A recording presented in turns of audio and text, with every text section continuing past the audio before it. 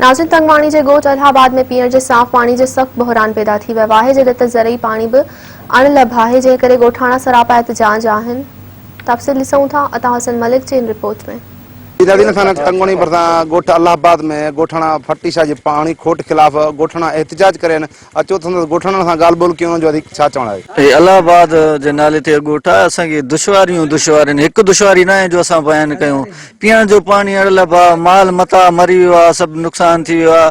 मच्छियूं त चलो सही आहे, मरी विया आहिनि, मच्छियुनि जो ख़ैर आहे, उते करोड़े रुपए नुक़सान थी विया आहिनि। हाणे असांखे पीअण जो पानी बि न आहे, असां एतिरा परेशान थी विया आहियूं, कोई दूर पानी भरे अचूं था, असांखे मुश्किलात आहिनि। असांजो ज़िले इंतज़ामिया खे इहो ई मुतालबो आहे, फिल फोर जेके गैर कानूनी गैर शरीय पाइप लॻल आहिनि, फिल फोर इन्हनि पाइपनि खे ख़त्म करे हटाए करे पुछड़ी ते पानी पुॼायो वञे। 2 महीननि खां वठी सही पानी बंद आहे। हिकिड़ो से गुंडो रखियल आहे पंहिंजो इन ते सवनो वार्डी ते मरेटो आहे, उन जो ड्यूटी न आहे पंहिंजो इन में, माना ऑफिसरनि पंहिंजे तरफ़ों रखियो आहे, हथ ठाऊ रखे, उन जो को बि ड्यूटी कोन्हे, को बि नौकरी न अथसि सरकारी।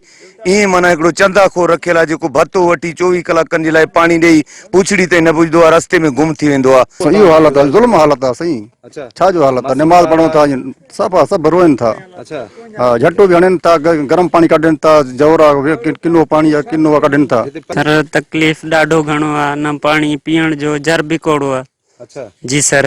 घणो आहे हिते आबादी हूंदो तकरीबन? आबादी सर घणो आहे, तकरीबन 300-400 जरिब थींदो। अच्छा। हा, उन्हनि में गैर कानूनी पाइप लॻल आहिनि, उहो पटाए वञनि।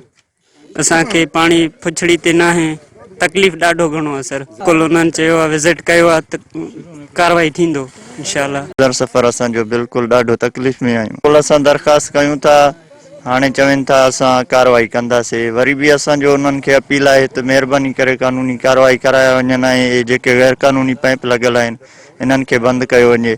असांखे बिल्कुलु पीअण जो बि पानी न आहे, वज़ू जे नमाज़ जे लाइ बि पानी न आहे।